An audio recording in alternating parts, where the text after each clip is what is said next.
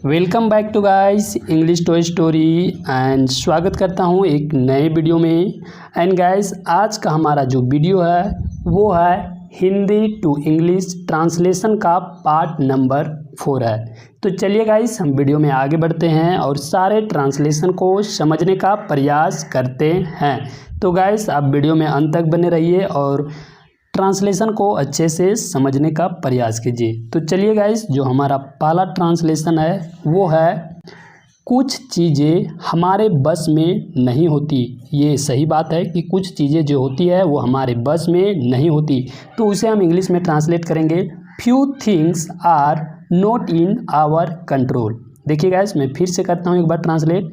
Few things are not in our control, अर्थात कुछ चीज़ें हमारे बस में नहीं होती।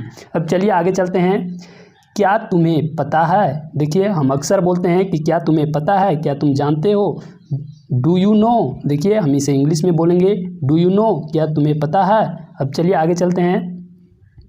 उसे मेहनत करनी पड़ेगी। क्या करनी पड़ेगी? उसे मेहनत करनी पड़ेगी। He will have to work hard. क्या?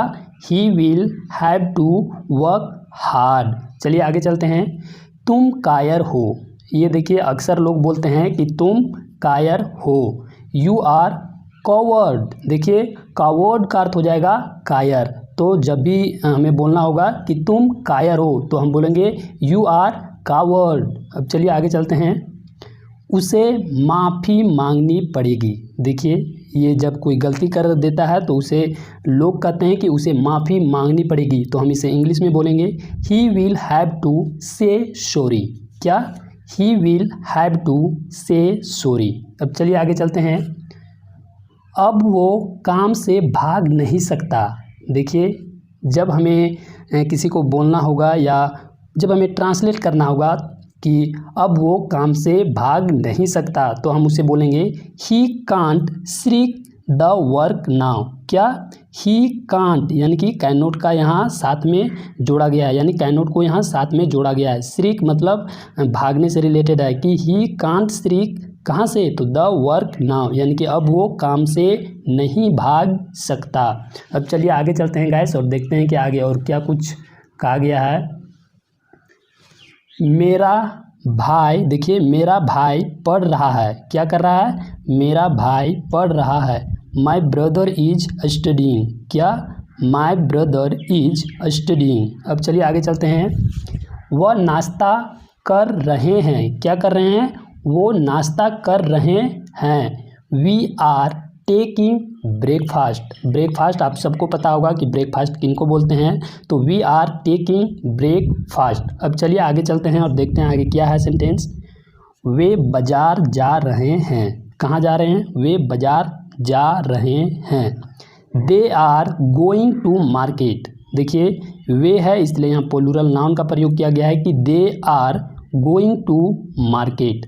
चलिए आगे देखते हैं। वह नहा रहा है। He is taking a bath. क्या? He is taking a bath. अब चलिए आगे चलते हैं। आप कब आएँ? देखिए हम अक्सर जब कोई हमारे घर में आता है या हम लेट से पहुंचते हैं और कोई हमारे घर में पहुंच जाता है तो हम उनसे पूछते हैं कि आप कब आएँ, यानी कि आप कब आएँ। तो उसे हम बोलेंगे when did you come. When did you come. देखिए गाइस आप हमें कमेंट सेक्शन में बताइएगा कि ये कौन सा टेंस में आ रहा है। तो आप कमेंट सेक्शन में हमें कमेंट करके ज़रूर बताइएगा। अब चलिए आगे चलते हैं। आप मुझसे नाराज़ हैं क्या? देखिए ये अक्सर लोगों से कहते हैं कि क्या आप हमसे नाराज़ हैं, या बोल सकते हैं आप मुझसे नाराज़ हैं क्या। Are you annoyed with me. देखिए are you annoyed with me. अब चलिए आगे चलते हैं। मेरा एक काम करोगे। देखिए जब भी हमें किसी से बोलना होगा कि क्या मेरा एक काम करोगे तो हम उसे इंग्लिश में ट्रांसलेट करेंगे would you do me a favour please. देखिए जब भी हमें किसी को बोलना होगा कि मेरा एक काम करोगे तो हम उसे बोलेंगे would you do me a favour please. देखिए मतलब कि काम के लिए बोल रहे हैं इसलिए क्वेश्चन मार्क यहाँ लगा हुआ हमें मिल रहा है। अब चलिए आगे देखते हैं। बताइए मैं आपकी क्या सेवा कर सकता हूँ। देखिए ये काफ़ी बोलचाल की भाषा में उपयोग किए जाने वाला ये सेंटेंस है कि बताइए मैं आपकी क्या सेवा करूँ। Tell me how can I help you. देखिए tell me how can I help you, बताइए मैं आपकी क्या सेवा कर सकता हूँ। तो गाइस ये काफ़ी ईजी और काफ़ी बोलचाल की भाषा में प्रयोग किए जाने वाले शब्द हैं, तो आप सबको पता होगा। एंड चलिए हम आगे चलते हैं और देखते हैं कि आगे और क्या कहा गया है। मैंने तुम्हारे साथ बहुत बुरा किया। क्या किया? मैंने तुम्हारे साथ बहुत बुरा किया। I really did wrong to you. जब भी हमें इंग्लिश में इसे बोलना होगा तो हम उसे बोलेंगे I really did wrong to you. फिर चलिए आगे चलते हैं। यह कमीज मैली है, या बोल सकते हैं यह कमीज मैला है, तो उसे हम बोलेंगे दिस शर्ट इज डर्टी। क्या? This shirt is dirty. और नहीं आएगा, दिस शर्ट इज डर्टी। चलिए आगे चलते हैं।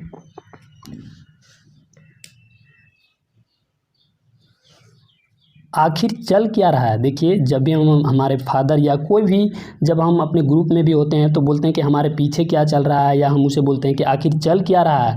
What exactly is going on. What exactly is going on.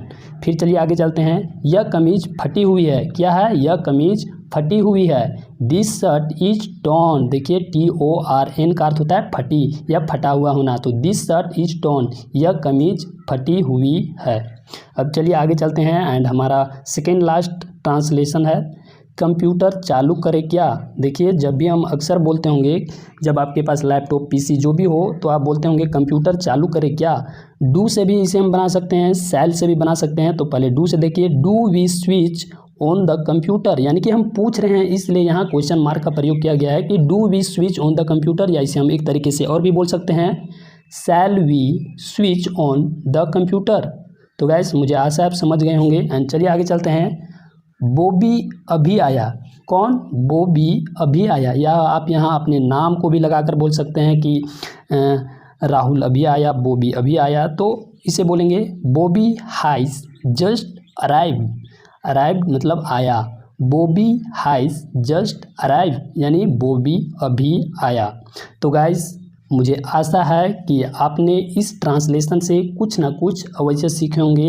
And जो हमारा हिंदी टू ट्रांसलेशन का जो वीडियो था वो यहीं पे समाप्त होता है। एंड गाइस वीडियो अच्छी लगी होगी तो वीडियो को लाइक ज़रूर कीजिएगा। एंड गाइस हमने जो आपको कमेंट करने के लिए कहा है वो आप डिस्क्रिप्शन में कमेंट बॉक्स में कमेंट ज़रूर कीजिएगा। तो गाइस हम मिलते हैं आपसे अगले वीडियो में, तब तक के लिए जय हिंद।